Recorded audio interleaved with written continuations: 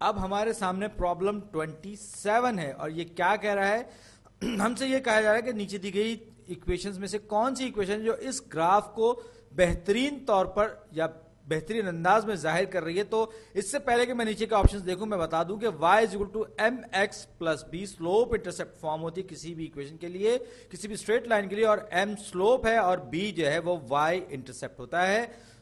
तो स्लोप क्या होती है? स्लोप होती है दरअसल वो तब्दीली, और हाँ y इंटरसेप्ट इसका b इज इक्वल टू 0 है, क्योंकि जब x इज इक्वल टू 0 तो y भी इज इक्वल टू 0 आ रहा है। मैं बात करता स्लोप की, तो ये अब इक्वेशन जो हो जाएगी y is equal to m x हो जाएगी।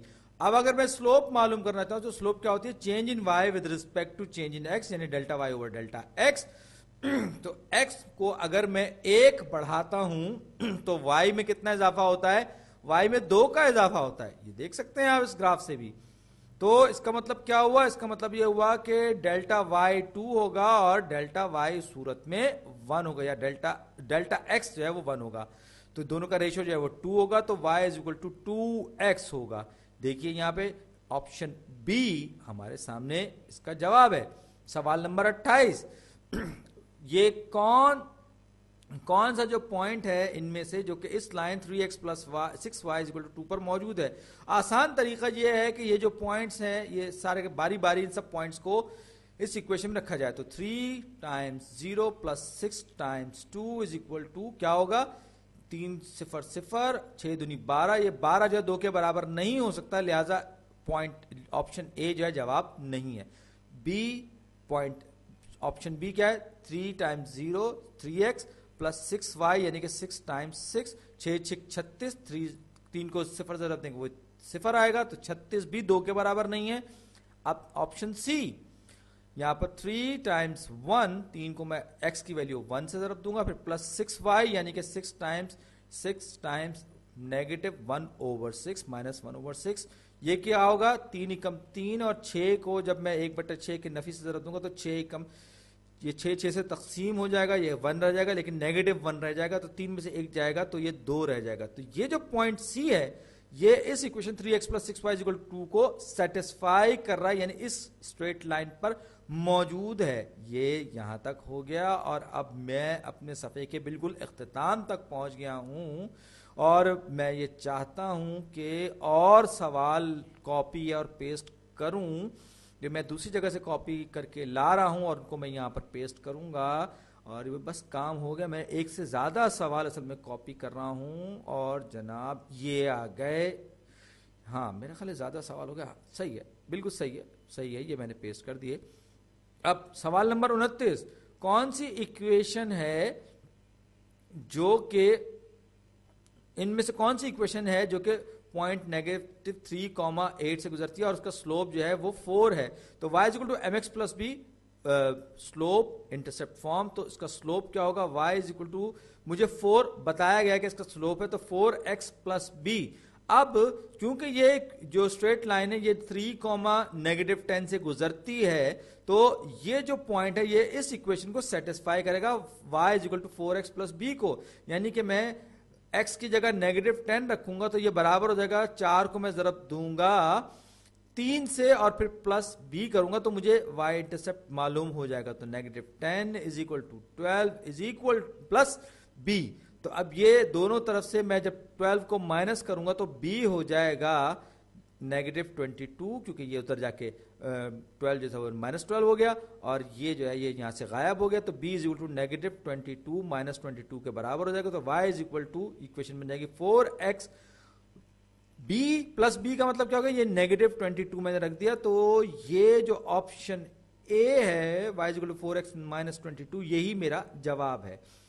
अब ये नीचे दिए गया एक टेबल है, इसमें बताया गया है कि आप अगर एक किसी साइकिल को, बाइसिकल को घंटों के हिसाब से किराए पर ले रहे हैं तो ये इसका टेबल है।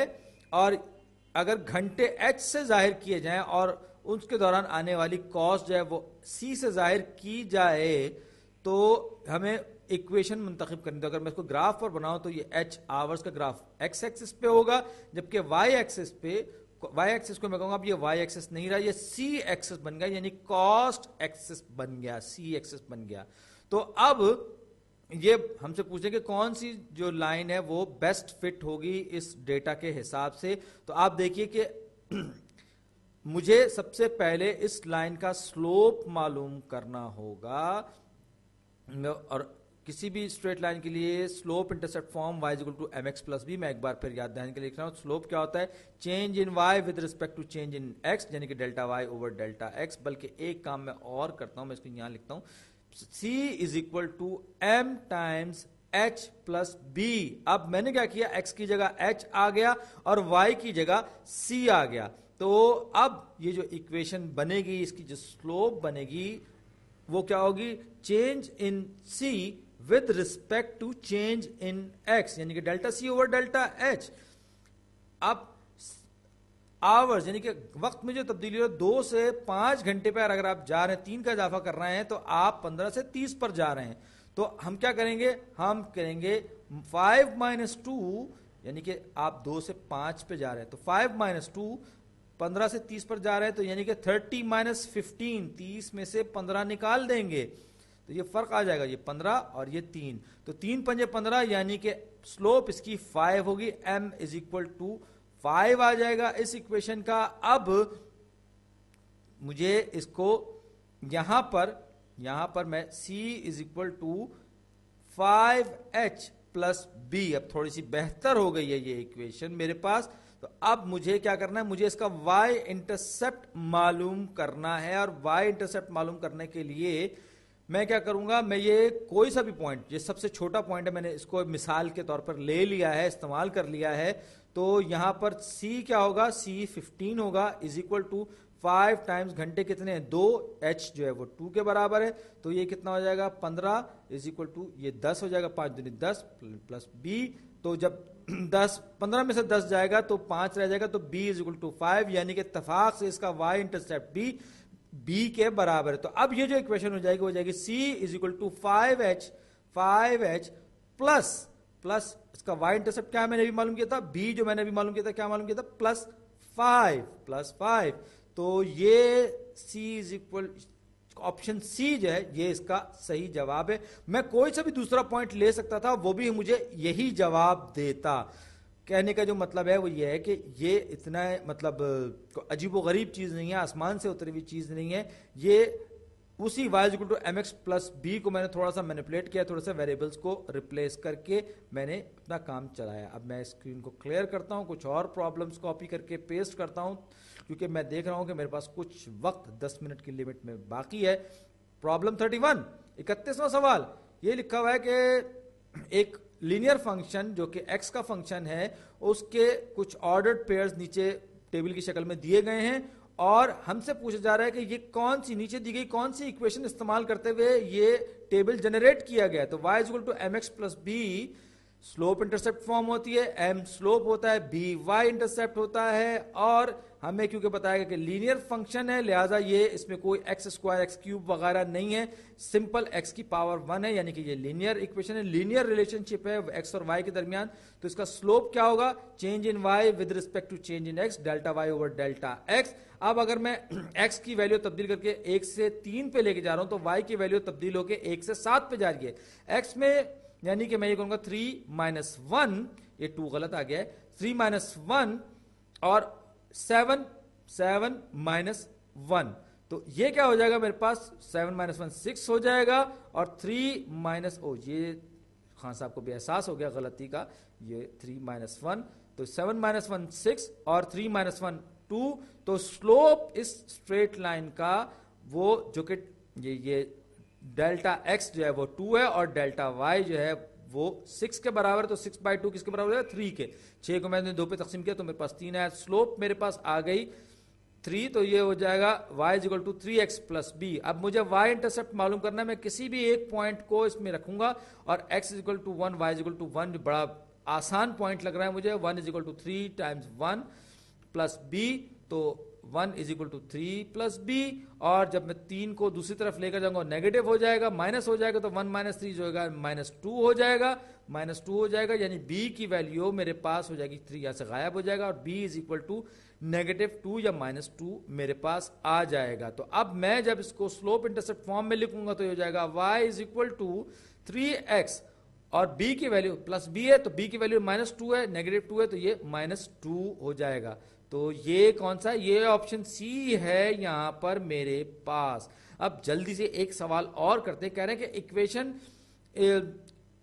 लाइन एल की इक्वेशन 6x प्लस 5y=3 है, जबकि लाइन क्यू की जो इक्वेशन है वो 5x माइनस 6y=0 है। अब नीचे 4 स्टेटमेंट्स दिए गए हैं, पूछ रहे हैं कि इनमें से कौन सा स्टेटमेंट इसके लिए, इन दोनों स्ट्रेट लाइंस के लिए दुरुस्त है। कि लाइन एल और लाइन क्यू जो है वो सेम वाई इंटरसेप्ट रखती हैं। बी है लाइन एल और लाइन क्यू एक दूसरे के पैरेलल मुतवाजी हैं। तीसरी स्टेटमेंट है लाइन एल और लाइन क्यू जो है उनका सेम एक्स इंटरसेप्ट है, जबकि डी में हमसे कहा जा रहा है कि लाइन एल और लाइन क्यू जो है वो परपेंडिकुलर हैं। अब देखते हैं कौन सा ऑप्शन यहां पर बेस्ट फिट होता है। तो इक्वेशन, क्योंकि ये जो 6x प्लस 5y=3, अगर मैं इसकी बात करूंगा इसको मैं लिख सकता हूं 5y -6x प्लस 3। मैंने x को 6x को उस तरफ भेजा, नेगेटिव हो गया, तो y -6/5x प्लस 3/5। तो ये स्लोप इंटरसेप्ट फॉर्म में ये लाइन एल की इक्वेशन लिख ली। इसी तरीके से मैं लाइन क्यू की जब इक्वेशन लिखूंगा, जो मैंने दूसरे रंग में लिख रहा हूं, 5x माइनस 6y=0। अब मैं x को दूसरी तरफ लेकर जाऊंगा तो जगह -6y -5x। दोनों साइड्स को मैं -6 से डिवाइड करूंगा तो मेरे पास लेफ्ट हैंड साइड पे y रह जाएगा। ये -5/-6 जो है ये नेगेटिव कैंसिल हो जाएंगे, ये x 5/6 रह जाएगा। और आप देख सकते हैं कि ये -6/5 जो है ये दरअसल नेगेटिव रेसिप्रोकल है 5/6 का, यानी कि ये दोनों के दोनों एक दूसरे के नेगेटिव भी हैं और रेसिप्रोकल भी हैं। यानी जब दो स्ट्रेट लाइंस एक दूसरे की दो स्ट्रेट लाइंस के स्लोप एक दूसरे के नेगेटिव रेसिप्रोकल हों तो हम कहते हैं कि वो दोनों की दोनों स्ट्रेट लाइंस एक दूसरे के परपेंडिकुलर हैं। तो -6/5 यहां पे और 5/6 यहां पे, ये दोनों के दोनों दरअसल ये बता रहे हैं कि लाइन एल और लाइन क्यू एक दूसरे के परपेंडिकुलर हैं। याद रही, और ये हमारी वीडियो खत्म।